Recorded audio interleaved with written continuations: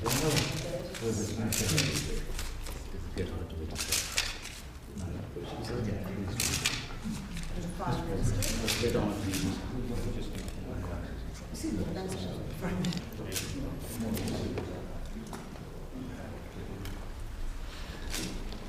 President, let's come in here and we'll bring up the chairs.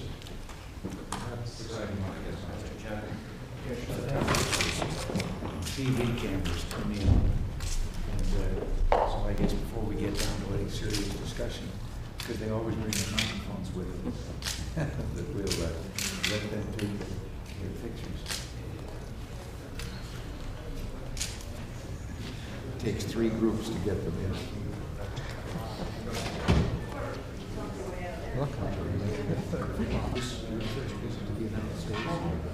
Last time I met you in New York.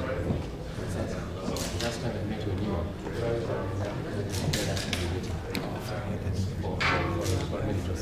Yes.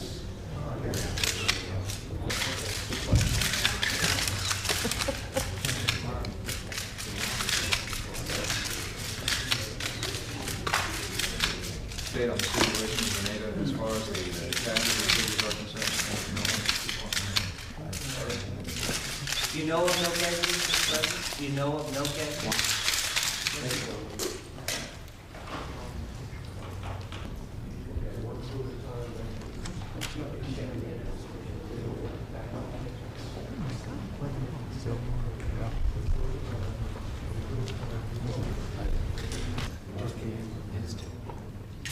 When I was giving you very nice, you left the dry season in your country. The rain. Good, you are having some rain and some drought here in the country. You are having rain after a long time. Your country. Oh, there are parts of it, yes. And we've had a strange mix. Yes. We've had some places devastated by floods. Other areas that suffered.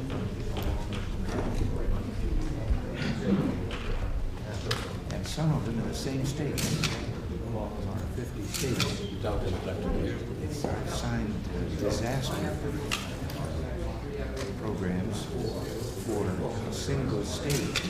And one of them was for drought, and the other one would be for flood.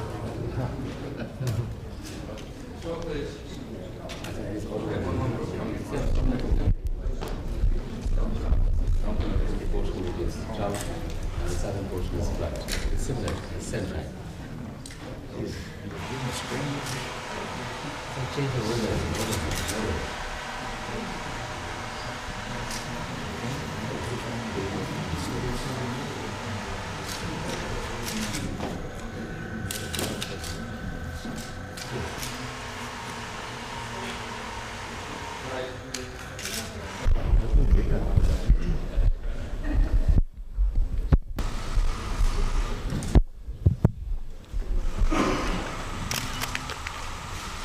Today, we're honored to welcome Lieutenant General Reagan Ershad, President of the Council of Ministers of Bangladesh. Over the past year and a half, General Ershad's government has taken steps to restore democratic institutions and economic growth to the people of Bangladesh. In our useful and cordial conversations today, the General and I have had an opportunity to discuss these admirable goals and other matters of concern to our two countries. We especially appreciate the General's dedication to the economic development of his country. The self-help reforms which his government has put in place reflect this commitment to reinvigorate development and better the lives of the Bangladesh people. General Ershad's government understands the vital role of private enterprise. Change is taking place should attract private investment to the opportunities available in that deserving country. The United States is proud of its long association and support for the people of Bangladesh. Today, we pledge our continued support. We look forward to further cooperation between our two governments as Bangladesh seeks to overcome problems of hunger, overpopulation, and poverty. In the political realm, the General has now set in motion a process designed to build a broad base of popular support for economic and social development in his country. We endorse this goal since we believe that long-term political stability can be achieved only through representative government. Lastly, the United States wishes to applaud Bangladesh, a member of the non-aligned movement, for its constructive approach to issues of regional and global concern. To cite only a few examples, Bangladesh clearly manifested its courage and resolve in its unswerving responses to aggression in Afghanistan and Kampuchea. It also took the lead in establishing the South Asian Regional Cooperation Organization, a body designed to build a more prosperous and stable region for the people of South Asia. Bangladesh's foreign policy has exhibited an activism, moderation, and force of moral conviction which has earned the respect of the world. General Ershad, we hope that the remainder of your visit to this country will be pleasant, and we're happy to have had you with us.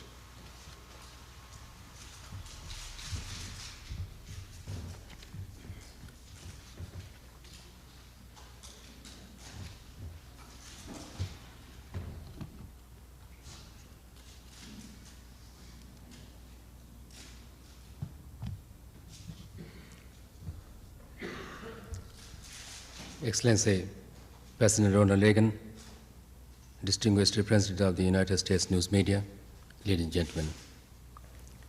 It is both a great privilege and pleasure for my wife and myself, and for the members of my delegation, to be in the United States of America. We are grateful to President Ronald Reagan for the thoughtful and cordial invitation which he has kindly extended to us to visit this great country. We bring with us the warm greetings and sincere good wishes of the people of Bangladesh. My meeting with the President was very satisfying, and I thank him for having received me despite his preoccupation at this critical moment. The comprehensive and productive exchange of views which we have just had in an unmistakable demonstration of our friendship. The object of my visit is to reinforce and consolidate the relations between the United States of America and Bangladesh, which I am happy to say has been achieved. During our meeting, the President and I covered a wide range of subjects.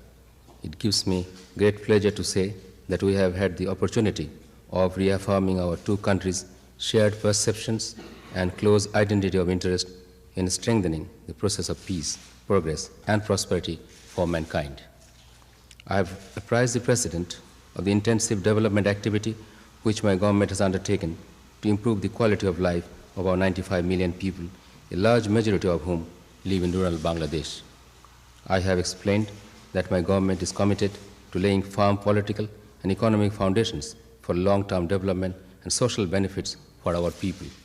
We have already undertaken significant measures in the fields of population control, food production, rural unemployment, and energy production.